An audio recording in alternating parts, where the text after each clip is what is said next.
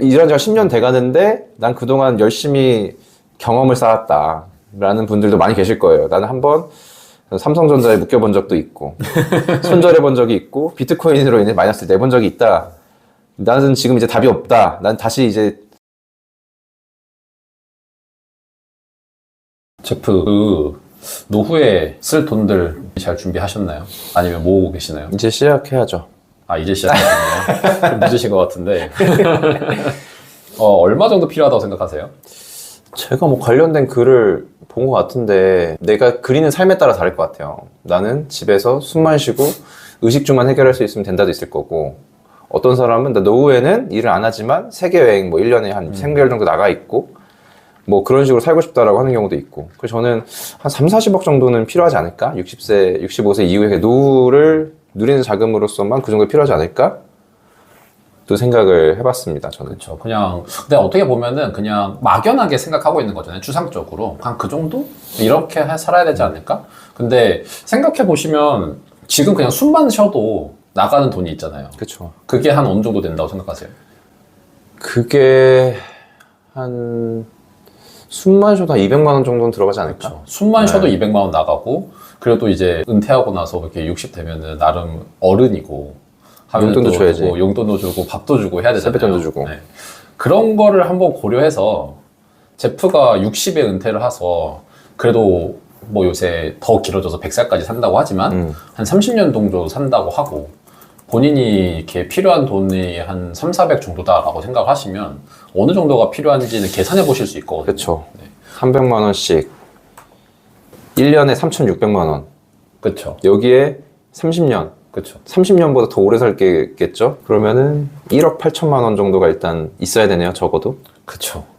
그게 좀 계획이 돼야 되는 건데, 그러니까 제가 그래서 좀 드려보고 싶은 현실적인 되게 가정은, 지금 내가 30세고 은퇴는 요새는 그게 계속 미뤄진다고 하니까 65세에 은퇴를 한다라고 했을 때, 그리고 은퇴를 하고 평균 월 지출이 한 400만 원, 그리고 은퇴 이후에 내가 한 30년 정도는 꾸준히 그 돈을 써야 된다 하고, 이제 국민연금은 이거 좀 아직도 얘기가 되고 있지만 받을 수 있을지 없을지도 모르지만 어쨌든 월 한 150 정도 받을 수 있다라고 했을 때 필요한 돈이 제가 계산해보니까 9억이에요. 제프가 지금 9억 있으신가요? 없죠. 없죠. 저도 없거든요. 그래서 연금저축을 해야 된다. IRP도 해야 된다.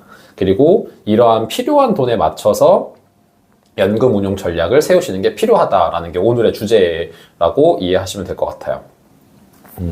그러면은 연금으로 9억 만들 수 있다고 생각하세요? 일단 뭐 복리를 생각하면은 가능한 금액이 있겠죠. 네, 가능하겠죠. 가능하겠죠. 근데 이제 그거를 좀 더 구체적으로 생각을 해보시는 게 좋을 것 같아요. 만약에 제프가 연금을 하지 않고 그냥 지금부터 이제 한 65에 은퇴한다고 생각하시고 몇 년 남으셨죠? 65세. 한 30년? 네. 30년간 1년에 얼마씩 모아야 9억 만드실 수 있어요? 9억. 그러면은 연간 3천만 원씩을 뭐 30년 동안이니까 연간 3천만 원씩 모아야 되네요? 그렇죠. 3천만 원씩 저축하실 수 있나요? 1년에? 아, 못하죠. 한 번도 해본 적이 없고. 근데 그 계산을 꼭 해야 돼요. 1년에 3천만 원을 해야 내 노후 자금이 마련된다. 이거 생각을 하셔야 되는 거죠. 그래서 불가능하잖아요, 실질적으로. 1년에 3천만 원 모으려 그러면은 진짜 모든 소비고 뭐고 다 안 해야 되니까. 그래서 그게 힘드니까 그러면은 어떻게 하는 게 좋을지를 한번 생각을 해봐야 되는데, 아주 간단하게 예시를 한번 드려볼게요. 우선은 1년에 연 100만 원만 저축을 하고 목표 수익률을 7%씩 가입을 35년간 연금 저축을 하면은, 그러니까 여기에 목표 수익률 꼭 1년에 7%씩은 맞아야 된다라는 가정은 있지만, 그러면은 최종적으로 얼마가 보일 것 같으세요? 계산이 되시나요? 계산을 하셨네요. 1억 5천만 원이 되네요. 제가 글에 써놨듯이 1억 5천만 원이거든요. 그러면은 연 저축 금액이 600만, 그러니까 1억 5천에다가 곱하기 6 하면은 9억이잖아요. 그러면은 그냥 이론상으로는 600만 원씩 잘 꼬박꼬박 저축을 해서 35년간 7% 수익을 낼 수 있으면은 9억을 모을 수 있다는 얘기거든요. 그러면 아까 3천만 원 모으는 것보다도 이제 훨씬 저축 비율이 훨씬 줄어드는 거잖아요. 한 5분의 1 이상 줄어드는 거니까. 그리고 600만 원 정도는 없는 돈이라고 치지 뭐 또 하실 수 있는 금액일 거고 뭐 전자기기 몇 개 좀 덜 사면 되잖아요. 네. 그럴 정도의 금액이니까 이게 가능하다라고 말씀을 드리는 건데 다만 이 너무 장기 투자다 보니까 사람들이 이 감이 없어서 이걸 놓치거든요. 그래서 저는 개인적으로는 꼭 얼마가 필요한지 우선은 계산을 하고 그 맞는 금액을 내가 어떻게 모을 건지를 짜셔야 되는데 그거를 이제 얼마를 저축을 하고 몇 년간 넣을 거고 몇 퍼센트 수익률의 포트폴리오를 만들어 보자 이런 계획을 세우는데 내 필요한 금액을 계산해 보는 게 되게 유용하다라는 거를 오늘 말씀드리고 싶었던 거예요. 그래서 그러면은 이제 제프는 9억이 아닐 수도 있잖아요. 나는 조금 적게 쓰고 싶어 라고 했을 때 나는 많이 안 쓸 거니까 했을 때 얼마 정도가 좀 이상적이다 라고 생각이 드세요? 노후 하자마자 딱 나에게 있으면 이상적일 것 같은 돈. 아까 뭐 30년 기준으로 뭐 200만 원씩 쓴다, 뭐 300만 원씩 쓴다라고 하면은 뭐 한 2억 정도면 되는데 사실은 물가가 작년에 제가 물가 상승률을 봤는데 거의 6%가 넘게 나왔거든요. 그러면은 나한테 필요한 돈도 정말 빠르게 오르고 김밥 한 줄에 이제 10,000원 되는 시기가 올 수도 있는데 그쵸. 그럼 생각보다 되게 많이 필요할 것 같고 그러면 한 3, 4억 있어도 생각보다 많은 금액이 아니겠다는 생각도 들더라고요. 요즘에는. 맞아요. 그래서 사실은 지금 쓰는 돈만큼이라고 생각하면 안 돼요. 왜냐하면 또 30년 뒤면 인플레이션도 있을 거고 지금의 돈의 가치가 그때는 훨씬 낮아질 거기 때문에 어느 정도 더 높은 금액을 상상을 하고 계획을 짜는 게 중요하고 그래서 현실적인 금액이 저는 한 400에서 500 정도가 되지 않을까 싶긴 하거든요. 근데 대부분이 처음에 뭐 그런 생각해요. 그래서 이 돈 모아서 진짜 티끌 모아 태산인데 정말 이게 모을 수 있겠어? 안 될 거야. 그리고 내가 뭐 투자 포트폴리오를 만들 수 있을까? 내 7% 수익을 만들 수 있을까? 막 이런 고민을 하시는데 사실 은행에 넣어두면 지금 몇 프로 받으세요? 글쎄요. 요즘에 그냥 파킹 통장만 해도 2%는 나오고 2%. 요즘 예적금 통장은 한 4% 정도는 나온다 하더라고요. 근데 그거에 이제 단점이 뭐냐면 금액 제한이 있잖아요. 그렇죠. 네. 얼마까지만 받을 수 있습니다. 그리고 파킹 통장도 막 그런 한도가 있거든요. 뭐 1,500만 원까지는 2% 드리는데 1,500만 원이 넘어가면은 몇 프로로 드려요 하면서 낮아지고 막 이런 게 있어요. 맞아요. 그래서 뭐 최대 1억까지는 이 정도 금액을 저희가 보장해드려요 이렇게 돼 있기 때문에 실질적인 이 이자율이 생각보다 낮아요. 근데 이 연금저축에서 구매할 수 있는 은행 상품들 그러니까 원금 보장형 상품들을 보면은 지금 들어가도 한 3.8%는 주거든요. 그러니까 만약에 600만 원을 넣어놓고 600만 원을 그대로 그 상품을 사두면은 1년에 그래도 3.8%는 받을 수 있는 거예요. 근데 내가 거기에서 뭐 일부는 거기에 넣더라도 나머지는 좀 주식 같은 걸로 잘 구성을 하면은 그때는 이거를 한 7%, 8%까지도 한번 만들어 보실 수 있는 거죠. 그렇기 때문에 단순히 내가 필요한 돈은 이거고 나는 한데 뭐 한 100만 원, 200만 원밖에 못 넣으니까 나는 안 할 거야. 이렇게 생각하시는 거는 조금 위험한 생각일 수 있다. 조금 적은 돈이다 하시는 게 중요하다라는 걸 말씀을 드리고 싶어요. 이제 그런 것도 가능하잖아요. 제가 첫 연도에 100만 원을 넣었어요. 뭐 500만 원을 넣었어요. 내가 이제 사회 초년생이니까 많이 못 넣으니까. 근데 이제 일을 하다 보면은 소득도 조금 늘어나고 연봉도 상승되고 이러다 보면은 내가 매년 넣을 수 있는 돈이 늘어날 거 아니에요. 그렇죠. 네.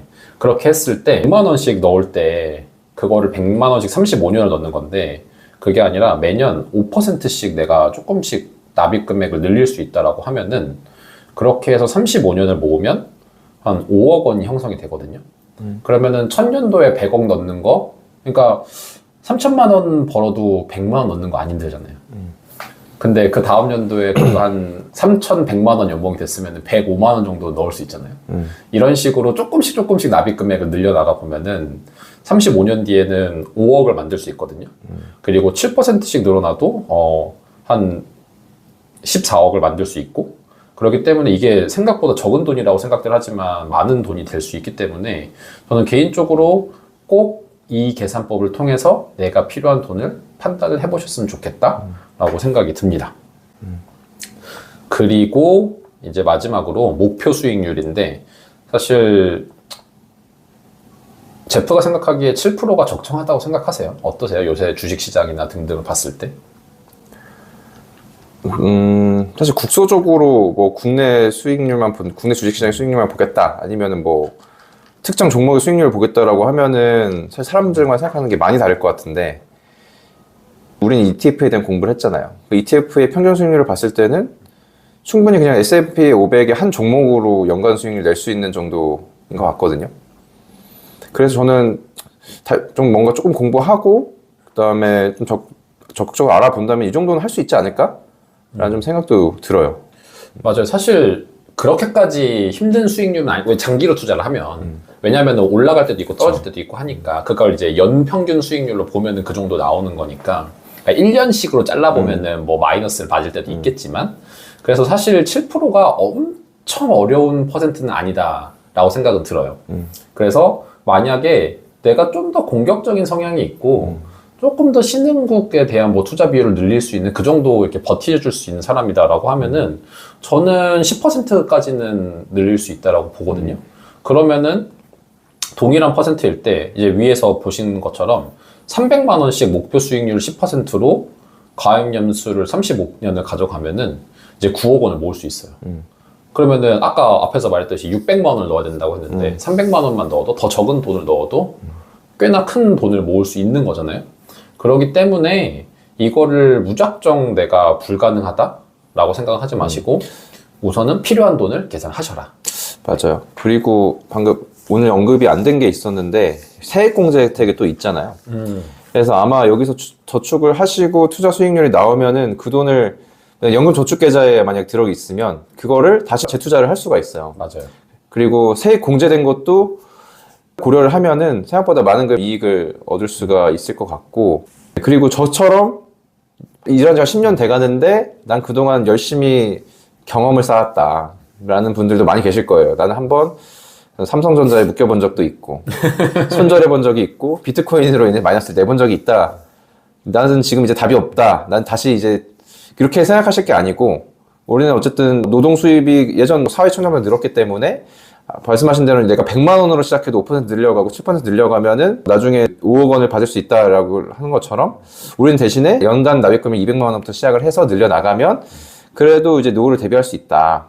이렇게 생각을 하고 또 많은 투자책에 보면 언급되는 게 가장 적절한 투자 시점이 언제입니까? 라고 하니까 오늘이요 라고 하시는 분들이 있고 어떤 분들은 어제예요 라고 하시는 분도 있더라고요. 그래서 일단은 하는 게 무조건 좋지 않을까 생각이 듭니다. 네. 사실 타이밍 찾는 건 힘들어요. 다만 장기로 투자하면 그 타이밍에 대한 고려를 할 필요가 없고 특히 이제 IRP나 연금저축에서는 뭐 개별 종목 투자는 못 하잖아요.